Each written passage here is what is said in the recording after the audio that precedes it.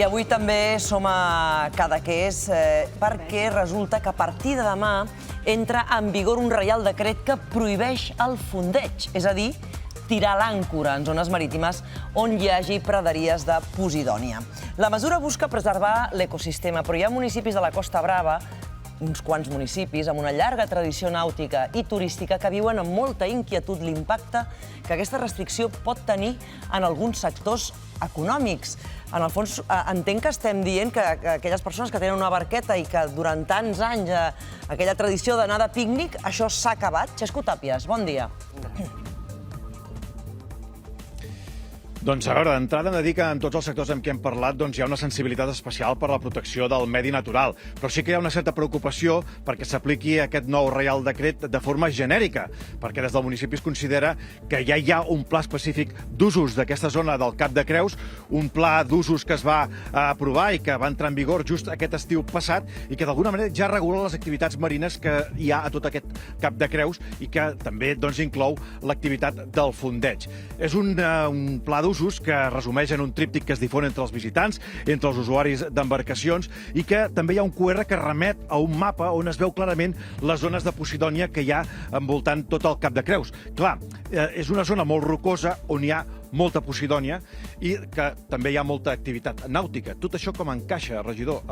De quina manera o quina és la preocupació que des de l'Ajuntament hi ha per l'aplicació d'aquest nou reial decret? Hola, bon dia. Doncs la veritat és que estem preocupats perquè teníem molt clar que es havia treballat molt i que es havia fet molts esforços per arribar a un consens amb l'aprovació del PRUC, que el PRUC es va aprovar l'any passat, a l'estiu de l'any passat ja va entrar en vigor, i el fet de que ara surti aquest reial decret ens ha sorprès i ens preocupa. Hem començat a fer accions des de l'Ajuntament, ens hem reunit amb totes les associacions del municipi, amb totes les empreses vinculades amb activitats nàutiques i amb el turisme, que són totes, són quasi totes, per mirar quines accions podem prendre, també amb el Departament Jurídic de l'Ajuntament i sobretot parlar amb la Generalitat. Pensem que això és competència de la Generalitat i que la Generalitat ha de lluitar perquè es pugui mantenir el PRUC i el PRUC mateix ja permet que es vagin fent modificacions, però sempre amb un suport científic a darrere i hi ha mecanismes per poder incloure aquestes modificacions, no que sigui així d'aquesta manera que es planteja amb el Reial Decret. El nou Reial Decret parla explícitament de prohibir fondeig en zones de posidònia. Exacte, el Reial Decret diu això i es posa en com s'ha de regular una cosa que és competència de la Generalitat i entenem que aquí des del Departament Jurídic hem de lluitar-ho i no només el Departament Jurídic, sinó després en totes les associacions i en tot el moviment que puguem fer des d'aquí, des del municipi. Hem de pensar que Cadaqués ja de per si és un pol d'atracció, però si no podem disfrutar des del mar és un problema greu i és un impacte econòmic molt important pel municipi en cas que es prohibís el fet de poder fondejar a la zona de Cap de Creus. Hem de parlar que aquí en aquesta zona de Cadaqués, durant l'època d'estiu, s'hi col·loquen al voltant de centenars d'embarcacions, són 800 embarcacions que des d'entitats ecologistes considereu que aquest PRUC, aquest pla d'usos, diguem-ne, que regula aquesta zona era insuficient i veieu amb els ulls l'aplicació d'aquest nou Reial Decret. Exacte, a més aquest Reial Decret en cap cas està prohibint navegar o fondejar, és molt específic i regula i limita fondejar en zones on hi ha posidònia, que per cert està protegida per la Unió Europea perquè és el pulmó del Mediterrani, és lloc on creixen espècies de peixos que, per exemple, passen la seva joventut i després es pesquen, inclús els sediments el que fan és retenir l'erosió del litoral, que també les administracions estan posant molts diners, per tant, si estem parlant de pèrdues econòmiques també ens en podríem canviar una mica la perspectiva i què passaria si es destrueix la posidònia. I a més aquest decret el que es dona una alternativa, que són les boies ecològiques, perquè es pugui seguir navegant i per nosaltres les boies ecològiques en cap cas és un impacte paisatgístic, sinó que l'impacte paisatgístic ve quan hi ha centenars de barques fondejant en boscos de posidònia. Clar, perquè la gent s'entengui què són boies ecològiques, perquè el de Reial Decret parla de fomentar, diguem-ne, aquest fondeig, diguem-ne, amb sistemes de baix impacte. Exacte. De què estem parlant? Sí, són aquestes boies que es col·loquen limitant el fondeig en zones on hi ha posidònia i el que eviten és un impacte major, que és el fet de que la barca fondeja i destrossa el bosc de posidònia. Per nosaltres és una alternativa factible. Que es vol evitar, gràcies Cristina, és tirar l'àncora i que d'alguna manera l'àncora malmeti el fons marí o que el cadenat, la cadena que arrossega l'àncora arrossegui o passi passi pel fons marí i faci malbé les posidònies. Vosaltres, des de les associacions d'usuaris de petites embarcacions, Mònica, com ho veieu? Per exemple, l'Helena al donar-me pas em deia ostres, aquesta activitat de sortir a gaudir del mar, a fondejar, diguem-ne, en una cala, fer una mica l'aperitiu, això s'ha acabat? No, no s'ha acabat. O sigui, nosaltres lluitarem fins al final perquè aquí tenim una regulació que s'ha aprovat l'estiu passat, que ningú està content, o sigui, regula molt tant el fondeig com la navegació, ningú està content, però al final tots l'hem acceptat, i el que no volem és que una incompatibilitat entre l'Estat i la Generalitat, ara tot això que hem treballat junt amb la Generalitat, aquesta desproporcionalitat de la norma, doncs ens faci no poder fer una tradició, un binomi mar-terra que tenim assumit des de fa dècades. Llavors, es tracta de protegir, però avalar-se en tots els estudis científics que hi ha, que estan penjats a la web de Seguiment Marí, on posa explícitament que el fondeig de les petites embarcacions que hi ha aquí Cadaqués no estan danyant la posidònia. Llavors, per què si hi ha aquest estudi no podem seguir fent aquesta activitat? Doncs de moment aquesta és una mica la inquietud del consistori, d'usuaris. També, d'alguna manera, la consellera ahir, per exemple, a la roda de premsa feia referència a que dins d'aquests marcs normatius establerts, des de les institucions estaran molt vigilant pel compliment tant del PRUC com d'aquest nou Reial Decret que entra demà. Així s'hi referia la consellera Sílvia Pané, que ahir en roda de premsa. Tenim sistemes de videovigilància en forma de pilot per tal de poder vigilar usos que posin en risc un element de la biodiversitat i natural de gran importància per l'àmbit. També haig de dir que, com saben, aquí hi ha competències també vinculades a la vigilància per part del Ministeri i per part de l'Estat. Per tant, la combinació d'aquestes dues vigilàncies a través del PRUC i les pròpies que es tenen també per part del Ministeri han d'assegurar que els usos siguin respectuosos. Doncs aquesta és la situació, Helena. D'alguna manera, vetllar per la protecció del medi natural, aconseguint o buscant aquest equilibri entre l'interès econòmic turístic i també la preservació del medi ambient. Doncs a veure si s'arriba a algun tipus d'acord. Gràcies, Xesco. Hem escoltat totes les veus implicades i volem saber també la importància de protegir la posidònia. Sembla que amb això coincideix tothom, també les persones que tenen una barqueta que volen, òbviament, protegir la posidònia, però per què pot resultar vulnerable? Quins beneficis ecològics proporciona la posidònia? I si pots també, Pere, Maria, que ens expliquessis amb tot aquest marc de posidònia que estem ensenyant i que ensenyarem a la nostra audiència, com funcionaria això de les boies ecològiques, que podria ser una solució? És un interrogant que deixo en l'aire. Molt bé, doncs mira, en primer lloc presentem-la. La posidònia és una planta marina típicament mediterrània. La trobem des d'aquí, de fet des de l'estret de Gibraltar pràcticament fins a les costes d'Israel. Tota la Mediterrània, a Grècia n'hi ha molta, a les Balears n'hi ha moltíssima, a Argèlia n'hi ha molta, n'hi ha a Itàlia, n'hi ha a Còrsega, a Sardenya, a Sicília. Per tant, és una planta molt comuna que forma un ecosistema que normalment anomenem alguer, però que, de fet, és un terme equivocat. L'hauríem d'anomenar herbassar, perquè es tracta més aviat d'una herba, o prat submarí. No és una alga, sinó que és una planta marina. Quina és la diferència? Doncs la diferència la veiem tot just en aquesta primera imatge que us ensenyo aquí, que és que es tracta de que fa flor. Les algues són organismes fotosintètics, verds, diríem, són vegetals, que no tenen flors i són bastant primitives, no tenen especialització en els teixits, mentre que les plantes sí, les plantes poden fer flor. Això és una flor submarina, que a diferència de les flors terrestres, que han de ser molt vistoses perquè han de traure els insectes, els pol·linitzadors, les flors submarines no hi ha insectes sota l'aigua, per tant les pol·linitza el mar. No cal que la planta inverteixi molts recursos en fabricar unes flors molt boniques, perquè seran les onades les que mouran el pol·len d'un lloc a l'altre i acabaran fecundant aquestes flors. Són flors molt discretes. Quan aquestes flors es fecunden, el que apareix és un fruit veritable que n'hi diuen oliva de mar, que és aquest que veieu aquí. Clarament té forma d'oliva. Quan estan madures, aquestes olives s'alliberen, floten, l'aigua les dissemina i després canvia la flotació, germinen, baixen al fons i a partir d'aquí poden crear una nova praderia. Per tant, fixeu-vos, aquesta adaptació, una planta la pot fer, però una alga no la pot fer.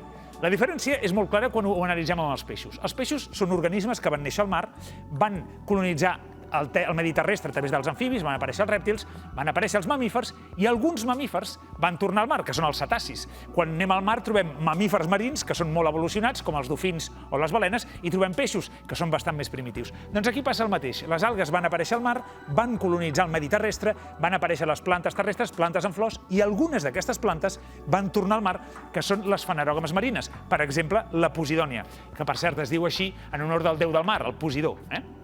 Quines amenaces tenen aquestes plantes? Doncs en tenen una llista bastant important. La primera, la contaminació. Penseu que han de fer la fotosíntesi, per tant l'aigua ha d'estar transparent. Si l'aigua està tèrbola, per contaminants que nosaltres llancem, per emissaris submarins, per exemple, per rius amb molt de sediment, no poden créixer perquè l'aigua no és transparent i, per tant, al voltant dels rius no hi creixen, al voltant de les grans ciutats no hi creixen, perquè hi ha massa contaminació marina, massa poca transparència, l'aigua és tèrbola. A l'Atlàntic no en trobarem. Necessita aigua transparent com aquí al Mediterrani. La segona gran amenaça són les àncores. Justament el problema que es planteja ara. Quan llancem una àncora, l'àncora és com si estiguéssim llaurant al fons. Es clava sobre la Posidònia i la cadena que queda abans del cap que arriba fins a l'embarcació pot anar-se arrossegant pel fons i està llaurant, està trinxant la Posidònia. Més encara quan la recuperem, aquesta àncora, si estirem fort, arrenquem un tros d'àncora, per tant, un tros de fons. Per tant, mica en mica, l'efecte additiu d'una barca aquí, una barca allà, una barca allà, va fent forats i al final aquests forats es fan cada cop més grossos i podem acabar amb aquell tros, amb aquell fragment de praderia. Una tercera amenaça són la pesca de ròssec. Això passa en platges molt obertes, per exemple al Maresme. Vaixells que pesquen arrossegant les xarxes per damunt de la praderia, amb una fondària que no toca, perquè en realitat la llei obliga a anar a més fondària, per tant no haurien de pescar allà, però a vegades ho fan, i això pot arrencar plantes i, evidentment, les mata. També tenim canvis en la dinàmica litoral, quan construïm ports, per exemple, o quan asfaltem amb ciment, per tant, amb unes estructures dures tot el litoral, estem canviant la dinàmica de transport de sorra. Llavors, hi ha sorra que es diposita en llocs on no hi era abans, per tant, la planta rep molta sorra i queda colmatada, o en altres llocs es produeix molta erosió i, per tant, la planta queda desfalcada. Depèn molt dels sediments. Si estan inestabilitzats a causa de la nostra activitat, doncs això també és una amenaça. La introducció d'espècies invasores, per exemple, algunes algues que creixen al damunt d'aquestes plantes, una molt en particular, que és aquesta que està representada aquí, que es diu Caulerpa taxifolia, que sembla ser que va aparèixer a través d'un descut que va haver a l'aquari de Mònaco, va parar al mar, del mar es va començar a extendre i es va convertir en invasora i competeix amb la Posidònia. I finalment el canvi climàtic. Elevades temperatures del mar també poden afectar d'alguna manera la Posidònia. L'Helena preguntava fa una estona quines serien les mesures per pal·liar el tema de les àncores. Les boies ecològiques, com són? Doncs es tracta d'uns cargols que es fixen dins de la praderia, per tant només afecta una superfície molt petita, el cargol. A partir del cargol hi surt un cap amb una boia que la manté aixecat i d'aquest sí que surt el cap que puja fins a la superfície. Per tant, no tenim cap superfície de contacte directe amb la praderia que al voltant, que si la boia anés girant o l'embarcació va girant pel vent, anés trinxant la part que tenim a sota. Però això és costós de posar, Es necessiten submarinistes i moltes hores de feina subaquàtica per anar fixant cadascuna d'aquestes boies. Doncs, Pere, no sé si havies acabat. Si no, et convido a venir a la taula. Et quedava algun pas encara per explicar-nos? Volia només explicar molt breument la importància ecològica de la praderia. Perfecte, molt bé, i tant. Molt breument. I tant, i tant. Són aquests fets. Produeix oxigen, com totes les plantes, produeix oxigen, per tant, és un punt important de creació d'oxigen a tot el món, això ens beneficia a tots. D'altra banda, absorbeix CO2, sabeu que tenim un problema amb el canvi climàtic, doncs justament l'acumulació de CO2 a través dels tubs d'escapament també es dissol el CO2 a l'aigua de mar, les plantes l'absorbeixen amb la fotosíntesi, estabilitzen el sediment a través de les seves arrels i dels seus teixits, estabilitzen el sediment, però també del moviment de les fulles que frenen l'aigua i, per tant, quan arriba a la costa té menys energia i no erosiona tant, i finalment augmenten la biodiversitat. Fixeu-vos que bonic aquest peix, aquests peixos, aquesta mola de peixos que justament s'anomenen salpes, són herbívors, però molts més peixos. S'han fet estudis i realment la biodiversitat en les zones de praderia de Posidònia es multiplica per 10 respecte a les zones del voltant. Per tant, tots aquests esdeveniments són molt importants des del punt de vista ecològic, però clar, està amenaçada i n'hem de tenir en compte, l'hem de cuidar. Doncs escolta, com que ara entra en vigor demà entra en vigor aquest Reial Decret, Pere, seu aquí a la taula perquè també ens ajudaràs a establir aquesta conversa que ara mantindrem des de Cadaqués amb els diferents sectors afectats. Parlaven també des de Cadaqués d'aquesta possibilitat d'instal·lar aquestes boies ecològiques. Ens deies que era molt costós. Per què és tan costós? Què passa? De fet, el cargol, això jo ho he vist fer directament, és un cargol que perquè aguanti l'embarcació quan fa molt de vent, per exemple, la tramuntana, ha d'estar, fixa't ben bé, quasi 1 metre dins de la praderia. Llavors és un cargol així de gran, de llarg, i d'aquesta superfície, més o menys, i llavors el submarinista o 2 submarinistes han d'estar-lo cargolant perquè entri, perquè penetri dins de la praderia, que quedi ben fixat, llavors hi posen una cadena que explicava amb una boia per què aquesta cadena. Perquè si sortís directament la cadena també tindríem que trinxaria tot al voltant. Si la cadena se la fa pujar amb una boia, queda entre aigües i d'aquí sí que ja surt el cap que va a la boia de la superfície. Això pot ser un dia sencer de posar tot això. Per tant, és a dir, com que entra en vigor demà el Reial Decret, aquestes boies ecològiques estem a temps de col·locar-les, de posar-les, poden ser una solució? Les que hi ha, per exemple, a la badia de Cadaqués o Port Lligat estan posades amb aquest mecanisme. O sigui, justament és aquest sistema. I això el que evita és que l'embarcació ancori, llenci l'àncora i llavors no es destrossi. Perquè es lliguen a la boia. S'han de lligar a la boia. S'han de lligar a la boia. Però ara estem parlant també d'aquelles embarcacions que estan lligades a la boia d'aquesta manera i després surten a passejar, als banys, al pícnic, l'aperitiu. Aquí és el tema, no? Sí. Això, en el cas del Cap de Creus, aquestes boies tenen propietari. Una persona paga durant tota la temporada tenir l'embarcació allà. Però després hi ha altres zones en les que aquestes boies són lliures. En concret, un cas molt clar és el de les Illes Medes. Tot al sud de les Illes Medes hi ha una praderia molt gran, hi ha unes boies que són lliures.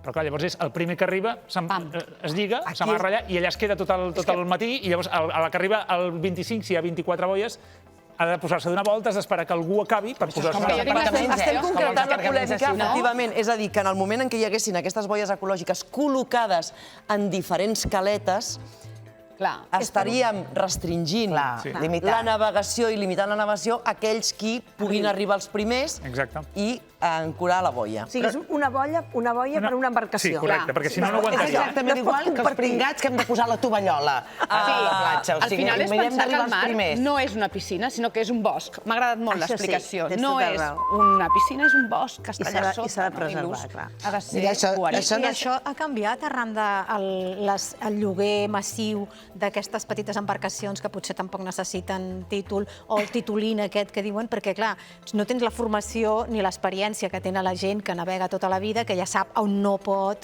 i el dany que ocasiona, però jo ara que vaig a aquestes platges del Cap de Creus veig que als estius ha canviat molt. Ara, de fa uns anys ençà, ha canviat molt el panorama perquè hi ha moltíssimes embarcacions que ja les veus que venen de Roses a certa hora, ja girant el cap, i dius, merda, has de marxar. Perquè a mi m'agrada fer natació com a tu, amb aigua oberta, i llavors és que te la jugues també, perquè s'endinsen molt, entren molt a les cales. És evident que A veure, has d'anar de les 8 del matí, eh? No has d'anar al migdia per anar a les barques. Tu i jo ho hem de tenir nedat, això. No, però, escolta, a les 8 vas, nedes, fas el bocat abans de marxar i a les 11 veus el canvi completament de paisatge, perquè hi ha moltes. Llavors, clar, això s'ha de regular d'alguna manera. I sobretot perquè diuen és que el gran impacte que provocarà aquesta mesura és econòmic.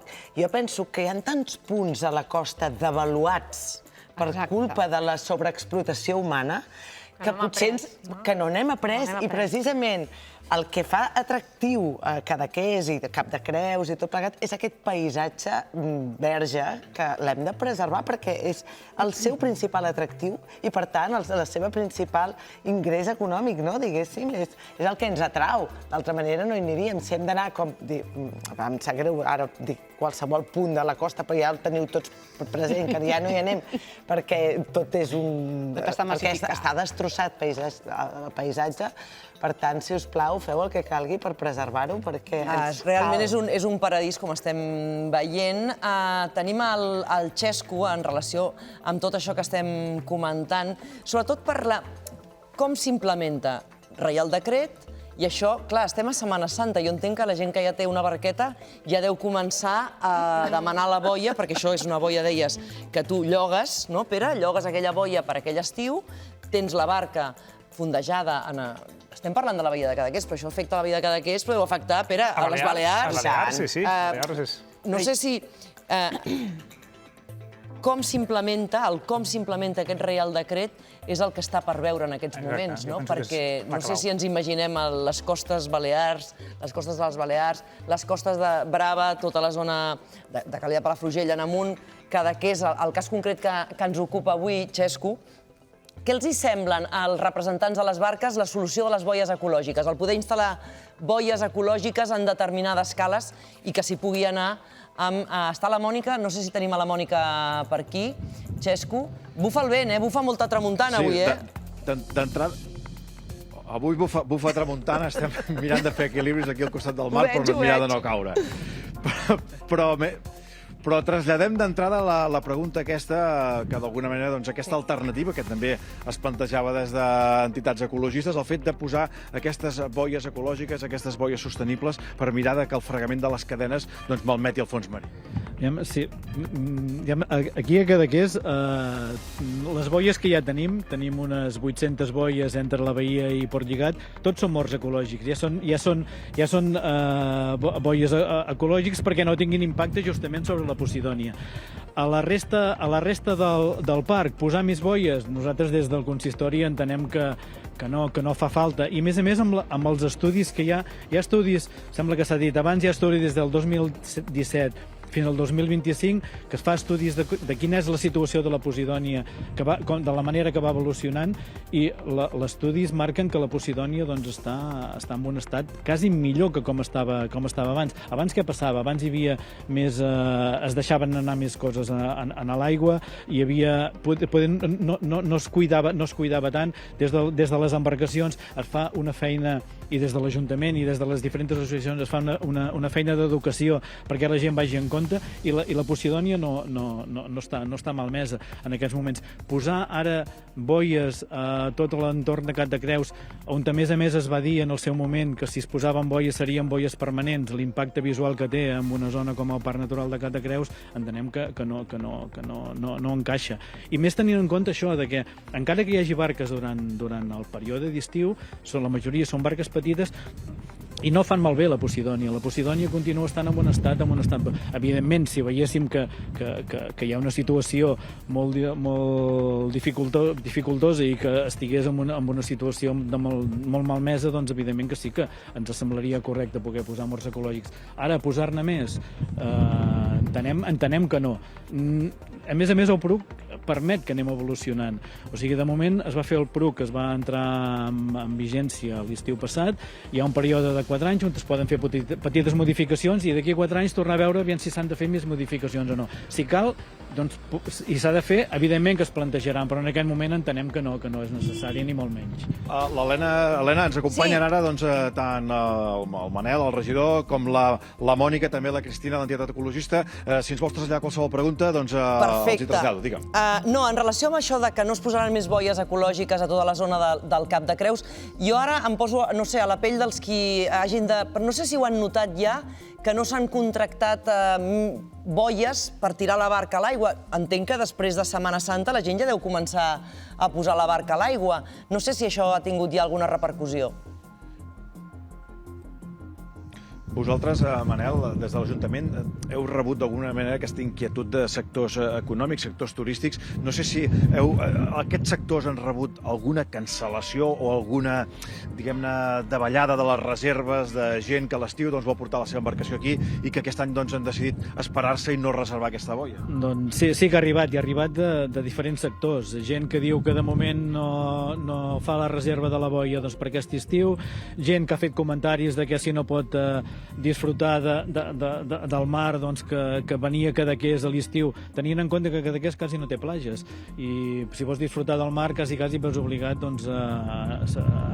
anar amb embarcacions. Gent que diu que sí, que si no pot fer això, que es plantejarà anar a un altre lloc. I diferents sectors, i no només des de Cadaqués, gent de fora de Cadaqués que hi ve habitualment, han fet aquests comentaris. L'impacte econòmic no el tenim quantificat del tot. Sí que estem fent en aquest moment un pla d'usos d'activitats turístiques i el complementarem amb un impacte econòmic que podria tenir una mesura d'aquestes, però realment estem preocupats, i les diferents associacions del municipi i les diferents empreses que estan molt vinculades a la nàutica estan preocupades, molt preocupades. Perquè, esclar, Helena, des de l'Associació d'Usuaris d'Embarcacions d'Esbarjo em comentaves que l'orografia d'aquest terreny tan rocós, quina alternativa hi ha a tirar l'àncora per fondejar? L'alternativa que hi ha en aquest moment és que els mapes de Posidònia que hi ha siguin actualitzats i com a mínim deixin els clars de sorra que hi ha a la vista, perquè molts els cobreixen inclús de Posidònia i com una àrea molt gran i no es pot ni veure un claro que sabem que existeix perquè estem acostumats a anar-hi. I a part, alternatives, doncs no ho sabem. O sigui, el que volem és poder tenir un fondeig responsable, un fondeig lliure, que és el que marca el PRUC, i un fondeig, sobretot, molt basat també en la defensa del nostre territori i de la nostra Posidònia o de la nostra biodiversitat, d'acord? Però que no descartem que a la llarga potser s'hagin d'instal·lar molts ecològics? No ho descartem, perquè el que no volem és deixar de fer aquesta activitat. Ara, aquest estiu és impossible, i això entra en vigor demà. Llavors...